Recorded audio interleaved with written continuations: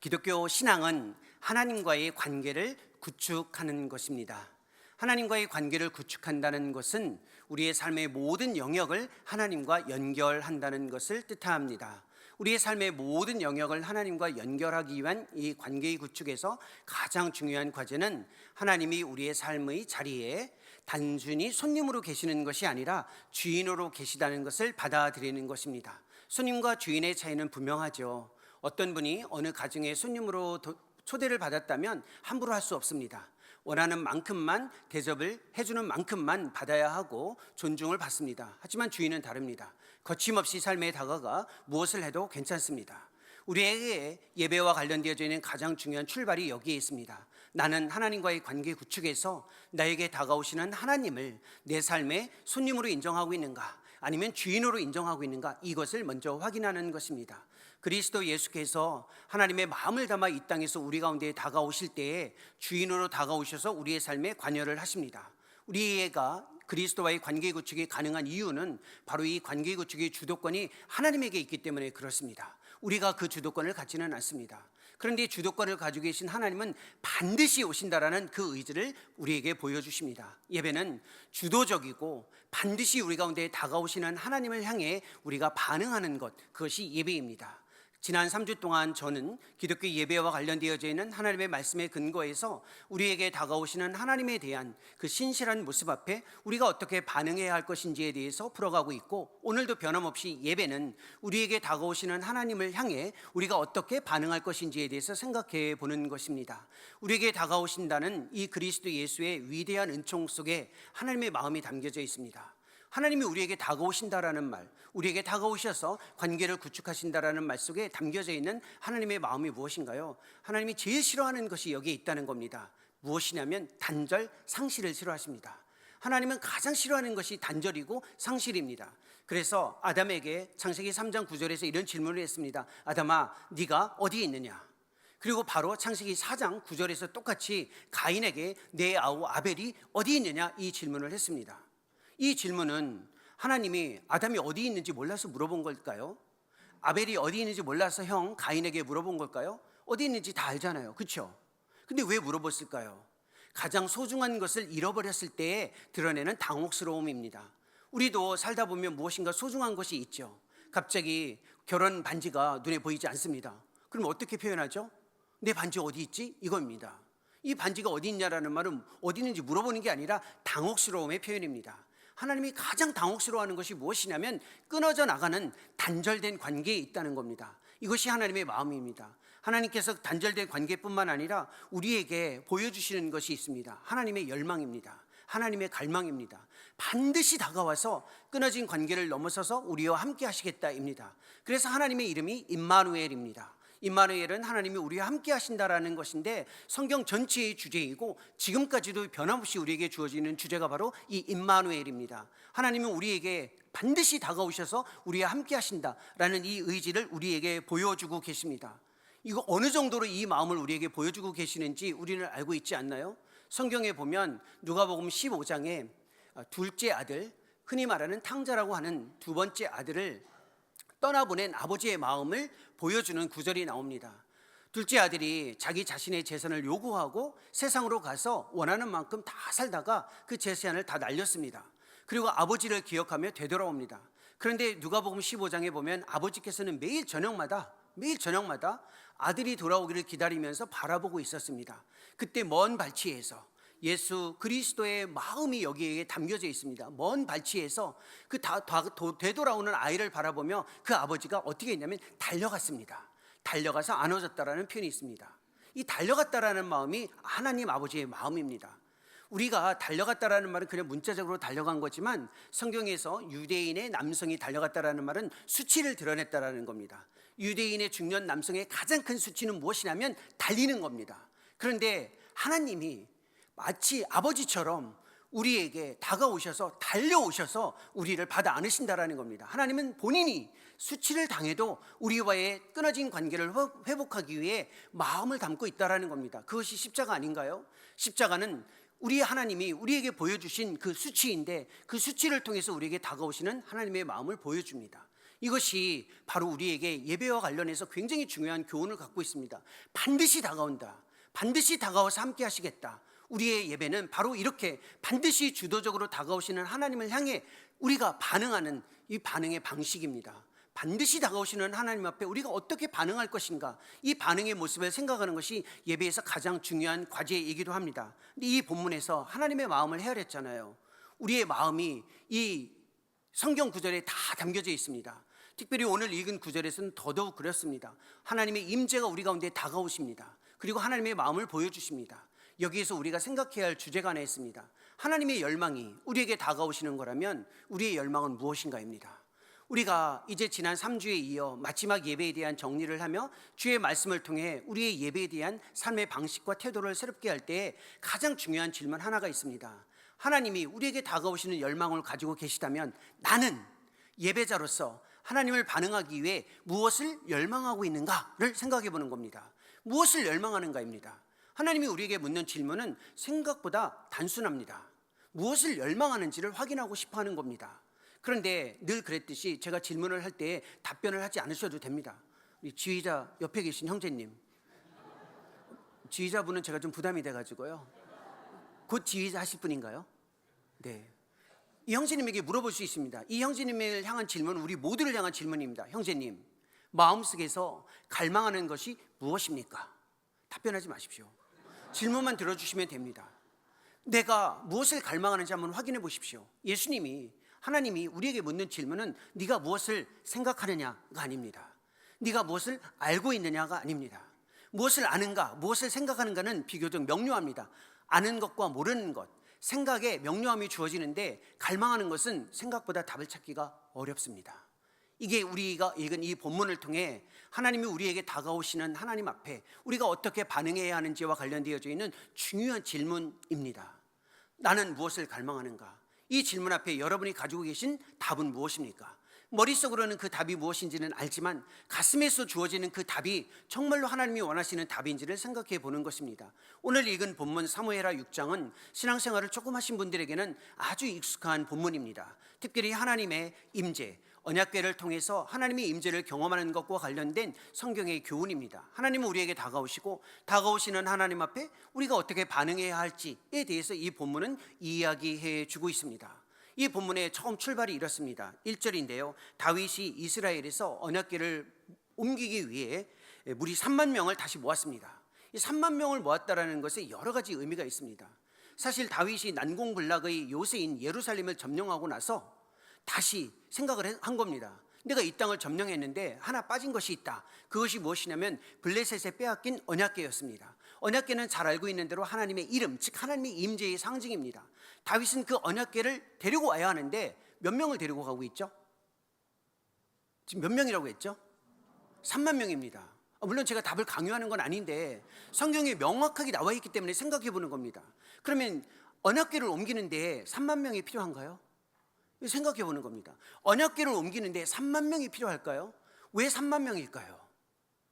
3만 명이 필요한 이유가 있습니다. 사무엘상 4장 10절에 보면 제가 말씀드리겠습니다. 언약궤를 블레셋에 빼앗길 때 3만 명이 희생됐습니다. 3만 명이 희생됐기 때문에 다윗은 그걸 기억하고 있었던 겁니다.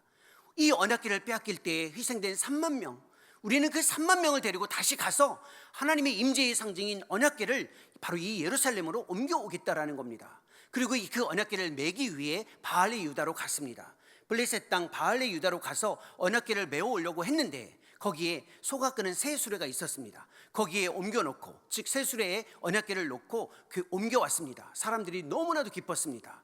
어마어마한 음악과 어마어마한 이 사람들이 함께 어우러져 언약궤를 옮기고 있었습니다. 그때 이 수레가 나곤의 타작마당에 이르렀을 때 소가 흔들고 움직였습니다. 거칠게 움직이면서 수레가 굉장히 떨면서 흔들리기 시작했습니다. 그때 이 본문에 나와 있는 것처럼 웃사가 옆에 있는데 6절에 이런 표현이 있습니다.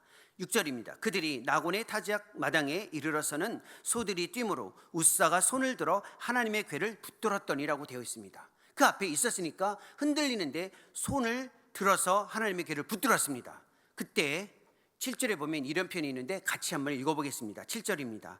여호와 하나님이 웃사가 잘못함으로 말미암아 진노하사 그를 그곳에서 치시니 그가 거기 하나님의 궤 곁에서 죽으니라. 죽었습니다. 물론 여기서 하나의 질문이 주어집니다. 이 본문의 맥락에서 웃사가 죽을 만큼 잘못했는가? 라는 생각이 주어집니다. 하지만 죽었습니다.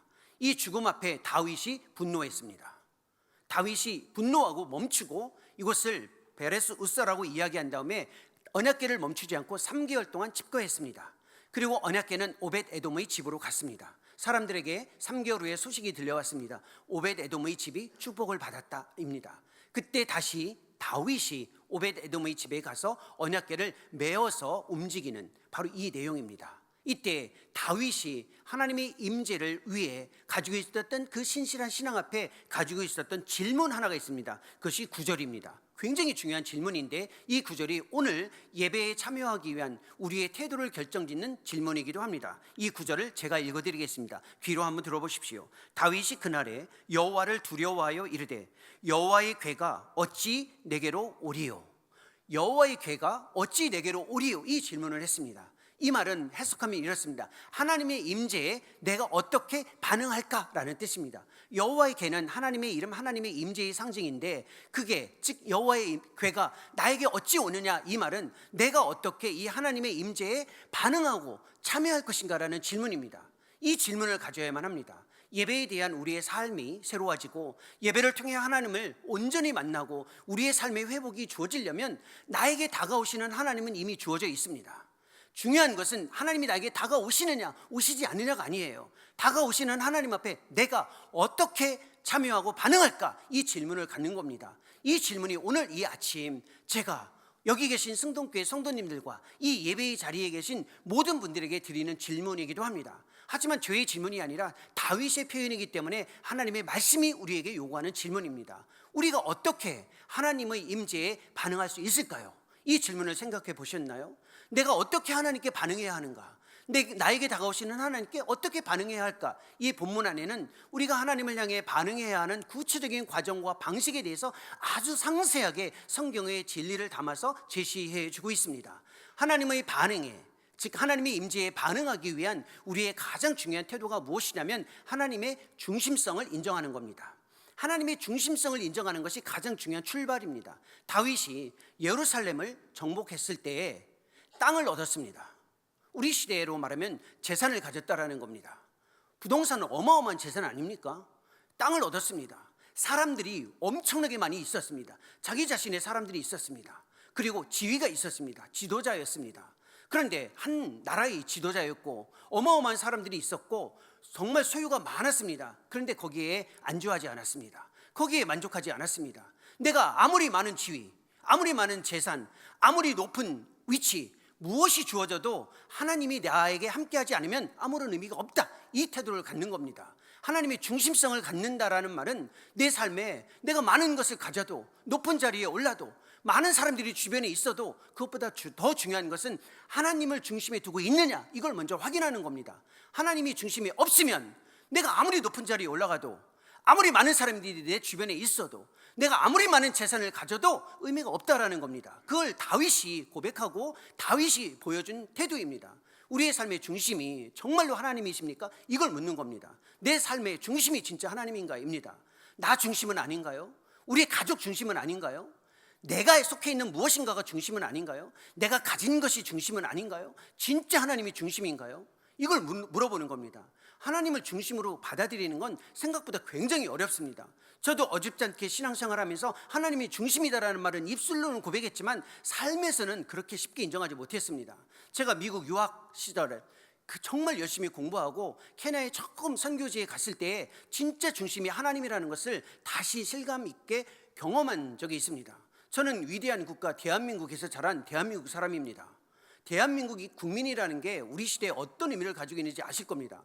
전 세계 어디를 가도 대한민국 사람이라는 말은 어깨에 힘이 들어갑니다. 사실입니다. 물론 해외에 가보신 분들은 다 아실 거예요.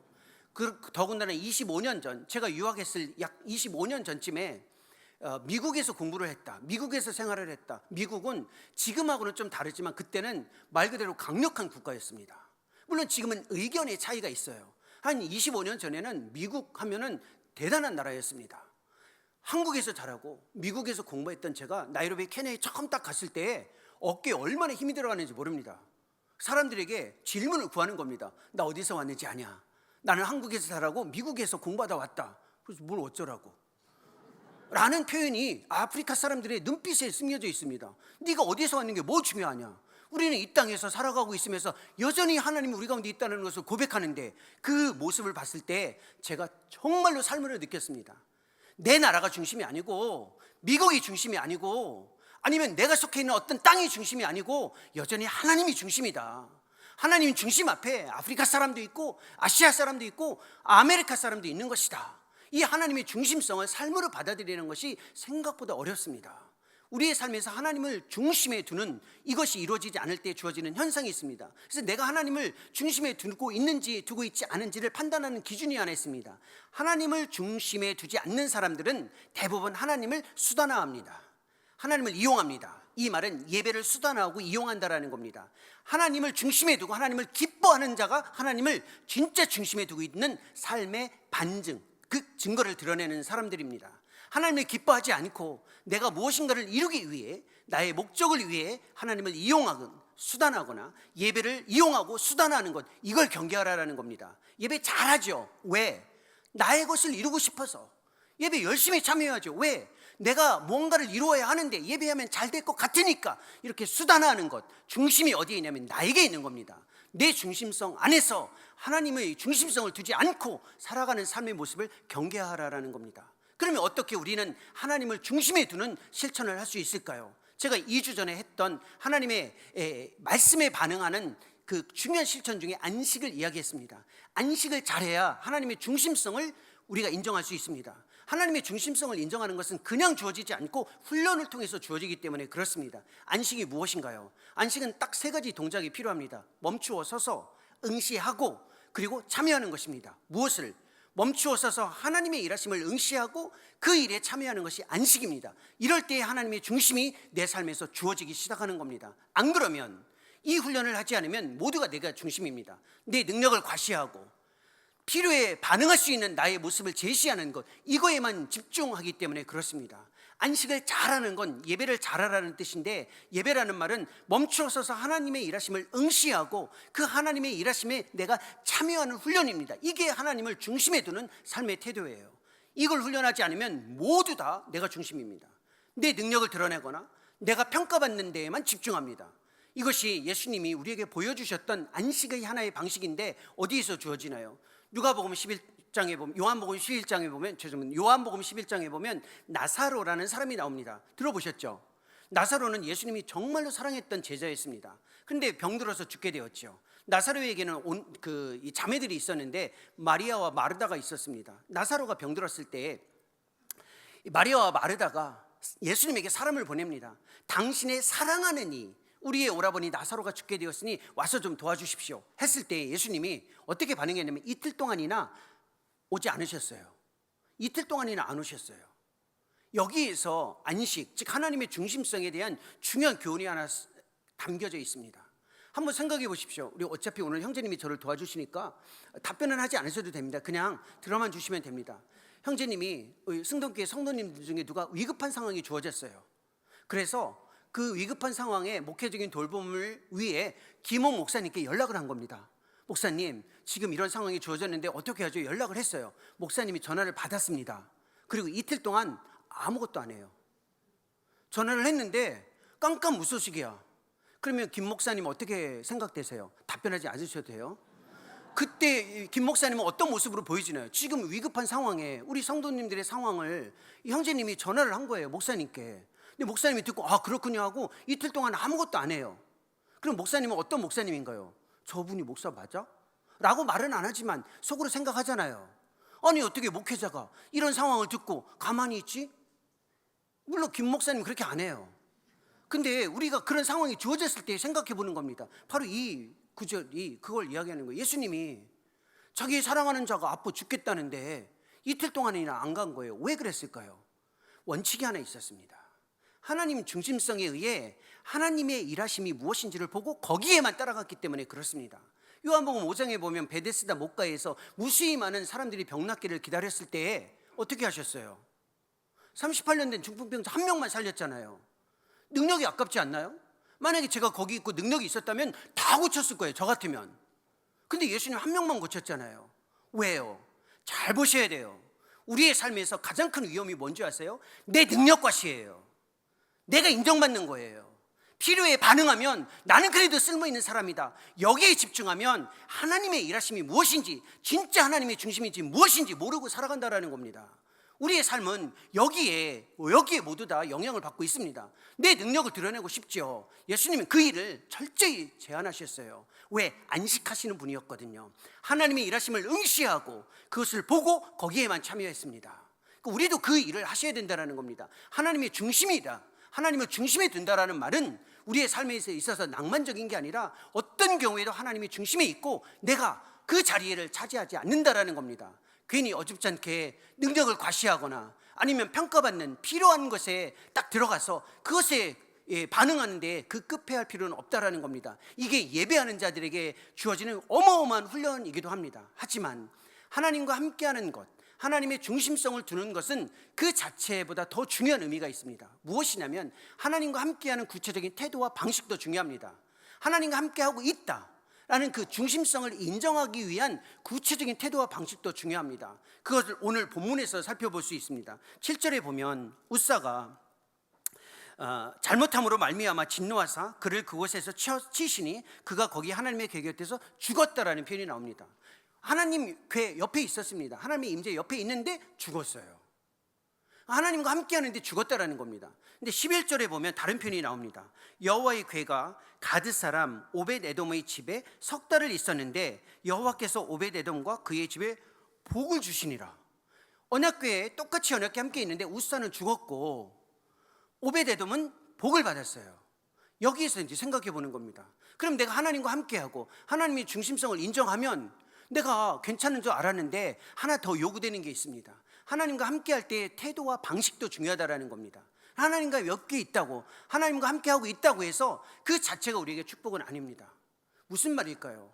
하나님이 함께 계시고 사람들도 있고 화려한 연주도 있습니다. 오늘 말하면 아름다운 음악도 있고 정말로 하나님을 높여드리는 장치가 다 있습니다. 그 외적인 조건이 하나님의 임재, 하나님의 중심성을 내 삶과 연결시키는 데 보장하지는 않는다는 겁니다.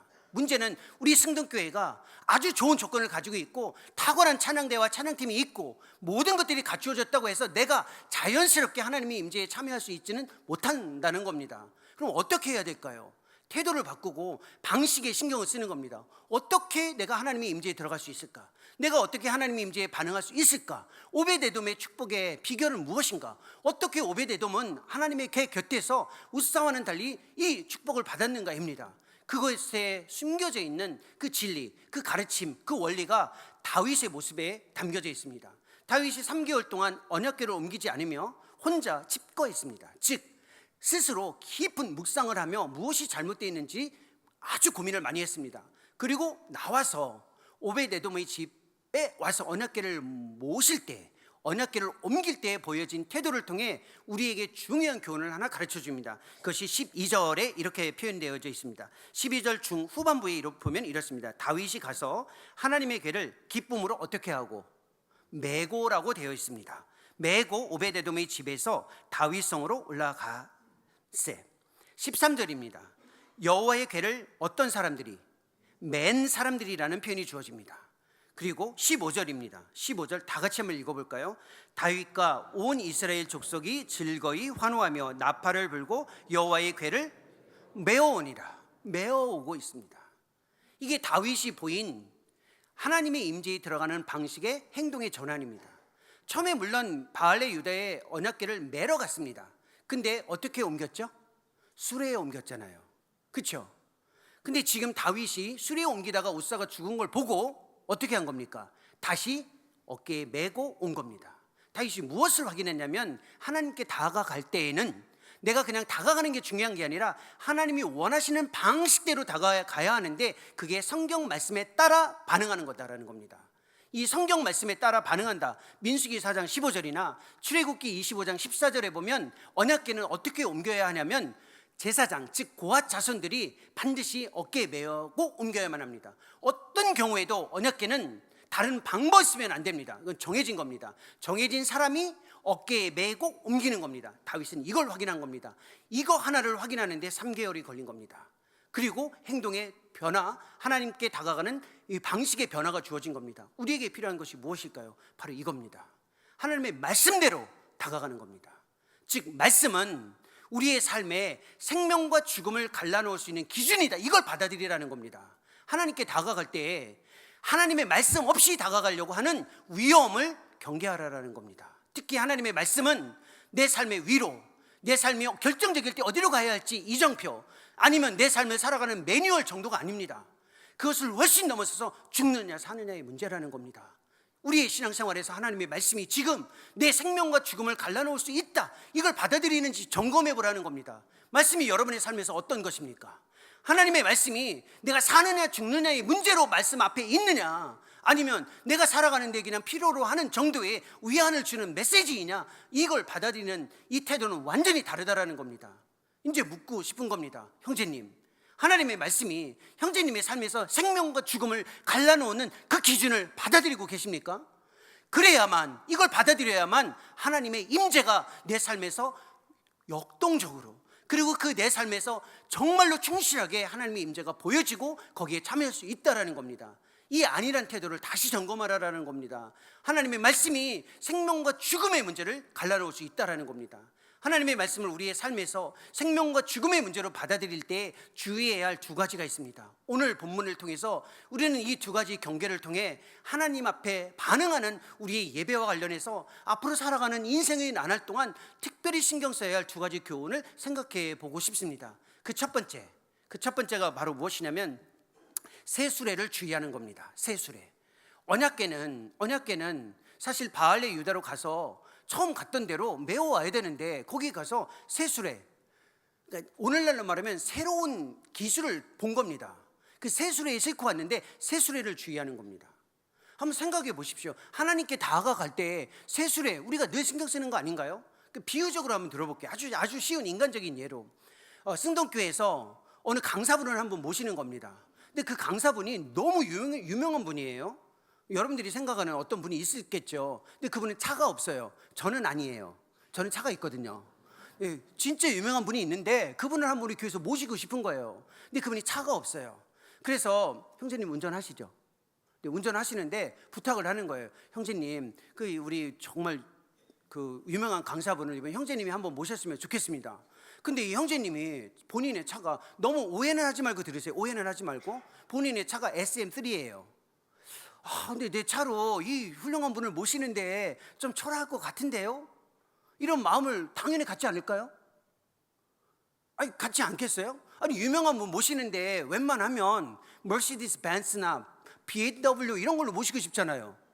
그런 생각 안 가지세요? 너무하신다. 아니, 왜냐면 귀한 분 모시면 그래도 좀 좋은 차로 모시고 싶은 게 정상 아니에요? 아니, 제가 잘못 생각한 건가요? 아니, 뭐 BMW 흔합니까? 그러면 포르쉐 같은 거, 람보르기니 같은 거, 아주 좋은 차 모시고 싶죠. 우리는 하나님께 다가갈 때 이런 생각을 가져요. 바로 이렇게 세수레가 있으면, 이 세수레로 모시면 하나님이 좋아할 거다, 하나님이 기뻐하실 것이다. 그러니까 하나님께 나아갈 때 세수레를 찾지 말라는 거예요. 세수레. 이 세수레가 뭐예요? 하나님을 섬기는 내가 정한 방식이에요. 내가 정한 방식을 딱 정해놓고 이대로 하나님을 섬기면 하나님이 기뻐하시겠지라고 정해놓은 거예요. 누군가를 인간적으로 섬길 때에도 초라한 장비보다는 좋은 자동차로 섬기는 게 더 좋겠지라고 생각하는 이 상식적인 수준이에요. 하나님을 다가갈 때, 하나님을 향해 다가갈 때 이 세수레를 주의하세요. 내가 정한 방식, 이렇게 정하는 내 뜻과 계획, 이런 게 있습니다. 내 생각대로 하나님을 딱 이렇게 모시고 싶어 해요. 이게 하나님을 통제하는 거예요. 내가 하나님 이렇게 오랫동안 섬겨봤는데 이렇게 하나님이 섬기면 하나님이 역사 잘 하시더라, 이렇게 어줍지 않게 통제하지 말라는 거예요. 나의 생각에, 나의 경험에 하나님을 움직이기 위한 방식을 정해놓고 하나님을 통제하지 마십시오. 하나님이 이렇게 하면 움직일 것이다, 이렇게 너무 단정하지 말라라는 겁니다. 이 통제하는 사람들 대부분 하나님을 수단화하는 겁니다. 내가 원하는 거 이끌어내기 위해서, 내가 원하는 기대를 경험하기 위해서 하나님을 수단화하는 거예요. 이런 사람들은요, 하나님을 내가 정한 방식대로 움직이기 하면서 어떤 줄 아세요? 다른 사람들을 무시해요. 이대로 하나님을 섬기지 않으면 너 왜 그렇게 하나님을 섬기냐, 이대로 하나님을 섬기지 않으면 너는 왜 그렇게 하나님을 섬기냐, 이렇게 무시해요. 사람들을 아주 무시하고 아주 그냥 대상화하고 정말로 자원으로만 대하고 인격적으로 대하지 못한다는 겁니다. 이 세술에 갇히기 시작하면 어마어마하게 힘듭니다. 나는 좀 괜찮은 것 같고 그런 자리에서 딱 주어지면서 조금 더 헌신하지 않습니다. 절대 헌신하지 않아요. 세술에 갇혀 있는 사람. 정말로 이걸 주의하라는 겁니다. 우리의 삶에서 굉장히 중요한 거죠. 예배와 관련해서 이 세술에는 오늘날 스타일이에요. 새로운 스타일, 새로운 방식대로 예배해야 되는데 이런 생각 가질 겁니다. 우리도 한번 정말로 정말 부흥하고 외적으로 막 정말 역동적인 교회들 내가 가봤는데 왜 우리 교회는 그렇게 하지 않을까? 왜 그러한 장비들을 가지고 뭐 하지 않을까? 우리 교회 예배가 LED 스크린 바꾸고 이 악기 바꾸고 뭐 환경을 다 바꾼다고 예배가 새로워질 것 같으세요? 이 세술에는 우리의 삶에서 우리가 생각하는 외적인 스타일인데 거기에서 하나님의 임재가 움직여지지는 않습니다. 정말로 주의하십시오. 내가 생각하는 그 방식에 하나님을 가두지 마십시오. 이렇게 하면 하나님이 움직일 수 있는 것 같은데 왜 나에게 이런 기회가 주어지지 않을까? 세술에 의존하면서 하나님을 통제하지 마십시오. 하나님 그렇게 만만한 분 아니에요. 하나님 그렇게 우리가 생각하는 대로 움직이시는 분이 아니에요. 함부로 내 세술에 이것만 있으면 하나님 움직일 것이다, 건방졌잖아요. 어깨에 매야 되는데 왜 감히 새롭다고 거기다 옮겨놓고 움직입니까? 그래서 웃사가 죽은 거예요. 하나님을 대할 때 만만하게 대하지 말라라는 겁니다. 아주 쉽게 그냥 낭만적으로 가지 말라라는 거예요. 하나님을 통제하지 마십시오. 내가 정한 방식이 있는데, 내가 교회에 내가 신앙생활을 얼마나 많이 했는데 어떻게 저렇게 하고 있어? 다른 사람들을 함부로 평가하지 마십시오. 정말로 겸손하게 성경에 정한 방식이라면 거기에 헌신하는 겁니다. 거기에 집중하는 거예요. 이 태도가 없으면 아무리 교회 건물이 새로워지고 아무리 장비가 새로워져도 하나님의 임재는 우리 가운데 주어지지 않아요. 그런 것을 주의하라는 겁니다. 생각보다 큰 어려움이죠. 또 하나 주의할 게 있어요. 이 본문에서 웃사의 손을 주의하는 겁니다. 웃사의 손. 웃사의 손을 주의하는 건 생각보다 어렵습니다. 웃사가 여기서 지금 이 나곤의 타적 마당에서 소가 뛰었을 때 수레가 흔들렸습니다. 그리고 옆에서 있다가 그 손을 뻗어서 잡았어요. 손을 뻗었는데 이 뻗은 웃사의 손을 주의하는 겁니다. 한번 연속적으로 형제님에게 물어볼게요. 형제님, 만약에 형제님이 웃사와 같이 그 옆에서 서 있어요. 앞에 하나님의 임재의 상징인 언약궤가 움직여요. 이게 흔들려서 막 떨어질 것 같아요. 어떻게 하시겠어요? 아니 그래요. 이건 답변해도 괜찮은데 어떻게 하시겠어요? 너 죽어요, 저 형제. 근데 지극히 자연스러운 답이에요. 저는요 형제님보다 더 심합니다. 만약에 제가 거기 있었더라면 제 온몸을 날려서 받아 안을 것 같아요. 저 같으면 손을 뻗는 정도가 아니에요. 저는 웃사보다 더 다가갈 것 같아요. 이게 뭘까요? 웃사의 손이 뭐라고 생각하세요? 웃사의 손은 열정이에요. 열정. 인간이 가지고 있는 열정으로 하나님을 움직일 수 있다. 하나님께 나아갈 때, 하나님의 임재에 참여할 때 주의할 게 있어요. 내 내면에 있는 열정에 기반을 두는 거예요. 열정이 뭐가 문제냐? 맞아요. 열정은 그 자체로는 문제가 아니에요. 근데 열정의 문제가 뭐냐면 열정을 자기 의로 삼는 겁니다. 나는 열정적인 사람이야. 나는 열정이 있어. 그래서 하나님께 나아갈 때 우리는 뭘 생각하냐면 내 내면에 왜 열정이 없느냐? 열정 회복을 위해서 집중하고 있어요. 하지만 하나님이 기대하시는 건 열정은 아니에요. 열정보다 더 중요한 건 열정 밖에서 주어지는 하나님의 부르심에 우리가 반응하는 거예요. 내 내면에 있는 열정, 이거 회복하려고 끊임없이 노력하는 사람들의 숨겨진 동기가 뭔지 아세요? 자기의예요. 나는 그래도 열정이 있다. 저렇게 열정 없는 사람하고는 난 다르다. 나는 열정이 있다. 그리고 예배를 위해 기도 제목 다 뭐예요? 열정을 회복시켜 주세요. 열정은요 주어지면 은혜이지만 없다고 해서 하나님께 나아가는 그 가능성이 없지는 않습니다. 열정은 자기의에 기반을 두는 위험한 수단이 될 수 있습니다. 이걸 경계하라는 거예요. 웃사의 손, 이 열정을 경계하라는 겁니다. 그럼 어디에 집중해야 돼요? 밖에서 주어지는 그 부르심이 훨씬 더 중요하다는 겁니다. 그게 우리의 삶을 움직이는 반응이에요. 그게 얼마나 더 중요한지 한번 제가 예를 들어 볼까요? 정말 오늘 저를 많이 도와주고 계신 지휘자 옆에 계신 형제님 이름도 모르는데 형제님 오른손 한번 들어봐 주세요. 고맙습니다. 내려주세요. 한 번 더 오른손 들어봐 주실래요? 내려주세요. 너무 감사합니다. 한 번 더 요청하면 저 형제 분명히 짜증낼 텐데 오른손 한번 들어주세요. 내려주세요. 감사합니다. 제가 3번을 했습니다. 이 형제는 처음부터 목사님 말씀만 하소서, 목사님이 말씀하시는 모든 것을 제가 다 하겠습니다, 이런 마음을 가지고 있는 형제가 아니에요. 이 형제가 한 이유는 뭐냐면 저의 외적인 부르심 앞에 내면에 열정이 없어도 반응한 거예요. 이게 아주 쉬운 예인데 하나님 앞에 그렇게 나가가라는 겁니다. 내 내면에 열정이 있느냐 없느냐 이걸 확인하라는 게 아니고 하나님이 부르시면 그 부르심 앞에 반응하는 것, 이것이 우사의 손을 경계하는 태도예요. 이게 성경 전체의 가르침이기도 합니다. 성경 전체의 가르침이에요. 아브라함이 어떤 사람이었습니까? 갈 길을 알지 못하고 갔어요. 열정적으로 갔다고 생각하세요? 아브라함이 정말 열정을 다해서 갔다고 생각하세요? 성경을 잘 보십시오. 아브라함은 갈 바를 알지 못하고 하나님의 부르심에 따라간 거예요. 열정이 아니라. 그래서 열국의 아버지가 됐죠. 모세는 열정적으로 이스라엘 백성들을 이끌기 위한 그 열정을 가지고 있었나요? 그 열정을? 아니에요. 그냥 목동으로 있고 싶었는데 하나님을 만나서 그 부르심 앞에 반응하다 이스라엘 민족의 지도자가 됐죠. 다윗도 마찬가지예요. 평범한 목동이 되고 그냥 그렇게 살고 싶었는데 아버지의 부름, 왕의 부름 앞에, 하나님 아버지의 부르심 앞에 반응하면서 한 나라의 임금이 됐죠. 바울도 마찬가지예요. 바울이 열정의 사람이라고 생각하세요? 얼마나 괴롭고 힘들었는데요. 그를 지켜준 삶의 방식은 열정이 아니라 하나님의 부르심에 나아가는 거예요. 우리에게 필요한 것이 있습니다. 하나님의 임재에 반응하기 위해 참된 예배자가 되기 위해 마지막 우리에게 요구되는 과제가 있어요. 열정을 회복하는 게 아니에요. 열정이 아니라 하나님을 향한 내 마음속에 있는 갈망을 회복하는 거예요. 갈망과 열정은 달라요. 열정은 패션입니다. 내 내면에서 주어지는 감정을 수반한 자기의의 조건이에요. 하지만 갈망은 아니에요. 갈망은 감정하고 상관이 없습니다. 내 마음속에서 정말로 원하는 것, 정말로 추구하는 것에 대한 그 직접적인 표현이 바로 갈망이에요. 열정과 갈망을 구분하시라는 겁니다. 갈망을 회복하는 것이 열정 회복보다 더 중요한 과제예요. 하나님의 임재에 다가간다라는 말은 내 내면에 있는 갈망을 확인하는 겁니다. 그래서 하나님의 갈망을 확인한 우리가 확인해야 될 게 있어요. 나의 갈망을 다시 확인해 보는 겁니다. 그래서 오늘 메시지를 시작할 때 제가 했던 질문이 있죠. 갈망하는 게 무엇이냐는 거예요. 하나님이 원하시는 게 바로 여기에 있어요. 너에게 다가오는 이 언약궤 임재 앞에 네가 보여야 할 태도는 네 마음속에 있는 갈망이 무엇인지를 확인해 보라는 겁니다. 그런데 내가 무엇을 갈망하는지를 확인하기가 생각보다 어려워요. 이게 예배의 처음이자 마지막입니다. 진짜 예배자가 되려면, 참된 성경의 예배자가 되려면 마음속에 있는 갈망을 확인하고 그 갈망을 명확하게 갖는 것이 처음이자 마지막이에요. 내가 무엇을 갈망하는지, 이 질문에 대한 답이 무엇입니까? 생각보다 갈망을 찾기가 어려워요.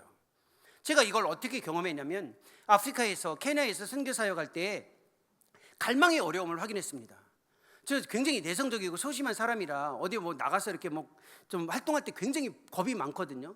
근데 아프리카 케냐에서 제가 이제 길을 갔다가 걸을 때 보면 어느 지역을 가면 항상 꼬마들이 와서 제 옷자락을 잡아요. 아저씨 도와주세요라고. 그러면 저는 너무 소심해가지고 선교사인데도 불구하고 무서워가지고요. 다음에 막 그러고 있었어요. 몇 번 그것도 그것도 한두 번이지 그렇게 계속하면 말이 안 되잖아요. 그래서 제가 마음에 그 소심한 사람은 특징이 있잖아요. 꼼꼼해요. 내성적이고 소심한 사람은 아주 꼼꼼해요. 이번에 그 길을 가기 전에 제가 준비를 많이 했습니다. 제 경험을 잘 도와주려고 많은 걸 준비했어요. 그리고 그 길을 가면 꼭 잡는데 이번에도 제 옷자락을 딱 잡았어요. 어떤 아이가. 그때 보통 아이들은 옷자락을 그냥 잡습니다. 근데 제가 그때 멈췄어요. 돌아서서 물어봤어요. 얼마를 원하냐고 물어봤어요. 그 아이들의 대부분의 답이 한결같습니다. 일단 특징이 있어요. 눈동자가 막 돌아가요. 검정색, 흰색 눈동자가 돌아가는 게 보여져요. 뭐라고 얘기하면 이 아저씨가 나를 도와줄까? 얼마를 말하면 이 아저씨가 도와줄까? 대부분의 답이 뭔지 아세요? 1,400원이에요. 일부를 요구해요. 제가 여기에 10불, 100불짜리 얼마나 많이 가지고 있었겠습니까? 도와주려고 작정했는데. 우리가 지금 갈망하는 게 무엇인지를 생각해 보세요. 하나님 앞에서 지금 무엇을 갈망하고 계십니까? 내 갈망이 무엇인지. 목사님, 저 갈망 없어졌습니다. 인생 살다 보니 갈망이 없네요. 없긴 뭐가 없어요. 다른 것을 갈망하다 보니 그 갈망이 둔해져서 갈망이 없는 것처럼 지금 느껴지는 거예요. 내 내면의 갈망을 확인해 보라는 거예요. 그런데 이 갈망이 정말로 하나님이 원하시는 그 갈망을 갖기가 왜 어려운 줄 아세요? 모방된 갈망, 주입된 갈망 때문에 그래요. 우리의 삶의 가장 큰 부담이에요. 이게 우리의 갈망이 있는데 갈망이 그냥 있으면 갈망을 낚아채요. 우리 사회에서 갈망을 주입한다고요. 그 주입된 갈망이 노예가 돼서 하나님을 예배하는 거예요. 내 갈망을 위해서 하나님을 찾아요. 이렇게 하지 말고 갈망의 대상을 분명히 하라는 겁니다. 이게 얼마나 어려운지 아세요? 정말로 죄송한 이야기인데 저의 형편없는 제 삶의 모습을 잠시 이야기할게요. 제가 한국에 2020년 가을에 되돌아왔습니다. 물론 한국 사람이에요.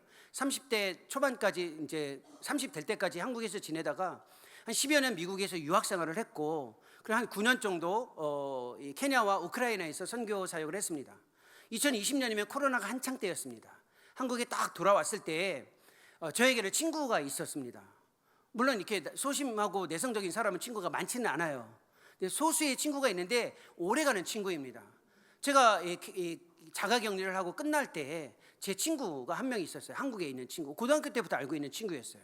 이 친구가 저를 만나러 왔는데 예수님을 믿지 않는 친구예요. 그러니까 진짜 친구죠, 그렇죠? 이 정도 되면 진짜 친구인 거죠. 예수님도 믿지 않는데 고등학교 때부터 알고 지냈고, 코로나 자가격리가 끝나자마자 제일 먼저 보러 왔던 친구예요. 이 친구는 대한민국에서 이름만 대면 알만한 대기업의 임원이에요. 그때만 하더라도 임원은 아니었는데 임원으로 넘어가기 전이었어요. 부장이었는데 잘렸어요. 그리고 계약직 직원이 된 겁니다. 상무가 됐으니까 계약직인 거죠. 뭐 기업 생활하시는 분 다 아시잖아요. 그러니까 부장으로 있다가 임원, 계약직 직원의 상무가 됐습니다. 평택에서 있는데 평택에서 2시간 넘게 저를 만나러 온 거예요. 그러니까 어마어마한 대기업의 상무라면 정말 인생에서 성공한 거죠. 그 친구가 저에게 이렇게 이야기했습니다. 제가 50평생 예수님을 믿고 주님을 위해서 헌신했고 심지어는 선교지에 갔다 왔습니다. 저에게 딱 이렇게 이야기합니다. 종훈아, 너 50 다 돼서 한국에 들어왔는데 너 한국에서 살려면 뭐가 필요한지 아니? 3가지가 필요해. 집 한 채, 연봉은 요 정도 돼야 되고 노후 준비는 이렇게 해야 돼. 딱 3가지 하고 떠났어요. 와, 친구가 물론 차 한잔 마시고 갔어요. 그 3마디를 한 겁니다. 그냥 그 무심결에 그 친구가 했던 이 3마디가 지난 5년 동안 제 가슴에 있어요. 제가 용인에서 살고 있는데 늘 항상 저녁마다 제 아내와 함께 천을 걸으면서 무슨 생각하는지 아세요? 여보, 우리 집 한 채 얻을 수 있을까? 우리가 평생에 집 한 채 얻을 수 있을까? 여보, 내 연봉이 조금 오를까? 언제 올라서 여유 있게 좀 살까? 내가 지금 여기서 교수 생활을 해도 20년이 안 되는데 저는 나이가 50이 넘어서 왔기 때문에 20년이 안 돼요. 정년퇴임까지. 이거 연금 받아서 내가 노후를 살 수 있을까? 이 3가지 대화를 매일 그리고 이걸 위해서 예수님, 집 한 채는 안 되나요? 연봉은 언제 오르죠? 제 노후는 괜찮을까요? 이러고 있어요. 이러고. 이게 저예요. 제가 이 말씀 앞에서 내 마음에 열정이 아니라, 열정은 있어요, 저도. 근데 갈망을 다시 한번 확인해 보는 겁니다. 내가 하나님의 임재 앞에 내가 가지고 있는 갈망이 무엇인가? 이 사회에서 주입된 거잖아요. 집 한 채 없으면 어때요? 누울 곳이 있으면 되잖아요. 많이 쌓아두지 않고 하루 한 끼 굶지 않으면 얼마나 감사한 거예요. 나이 들어서 어떻게 될지 생각하기보다 지금 주어진 삶의 순간 하나님과 동행하고 하나님을 즐거워하면 되잖아요. 여기서 그 일을 하지 못하면 집이 있고 소유가 있고 노후가 안정된들 우리의 삶에서 하나님의 임재는 마치 우사와 같을 수도 있다는 거예요. 오베데돔과 같은 그 축복이 어디에서 주어지냐면 하나님의 임재 하는 그 자체에 성경의 가르침을 따라 집중하고 거기에 지어서 즐거움을 찾는 거예요. 이게 너무 어렵습니다. 그건 50대에만 있는 게 아니에요. 여기 계신 20대 형제 자매들 다 주입된 갈망에, 너 대학 졸업하지, 직장이 그게 뭐야, 너 연봉이 그게 뭐야, 30대 너 이직해야 되잖아, 너 아직도 그러고 있어? 이게 우리에게 주어진 갈망이잖아요. 이직을 위해서, 나의 이직의 갈망을 위해서, 나의 직장 선택의 갈망을 위해서, 내 삶의 무엇인가의 갈망을 위해서 하나님을 이용하지 말라는 거예요. 하나님을 갈망하라는 거예요. 하나님 자신으로 갈망할 때 나머지 모든 것들이 우리의 삶에서 주어지기 때문에 순서를 바꾸지 말라는 거예요. 어줍지 않은 인생에 내 갈망에 사로잡혀 예배를 수단화하고 하나님을 이용하지 않는 그러한 아주 헌신된 즉 오베데돔과 같이 언약궤 앞에서 신실하게 함께하며 주의 축복된 삶을 살아가시는 승동교회 성도님들이 되시기를 소망합니다. 기도하겠습니다. 살아계신 하나님 아버지, 하나님의 임재를 구하며 하나님 중심성에 따른 삶을 하나님의 말씀에 따라 반응하며 살아가기를 소망합니다. 새 수레를 주의하게 하시고 어줍지 않게 우리가 하나님을 통제하고 조절할 수 있겠다라는 교만을 내려놓게 해 주옵소서. 우리의 삶의 자리에 우사의 손을 주의하게 하옵소서. 열정보다 우리의 마음속에 있는 하나님을 향한 갈망이 항상 선명할 수 있게 해주시고 주님을 향한 갈망이 다른 것으로 뒤덮이지 않도록 우리의 삶을 순간순간 지켜주옵소서. 예수님의 이름으로 기도합니다. 아멘.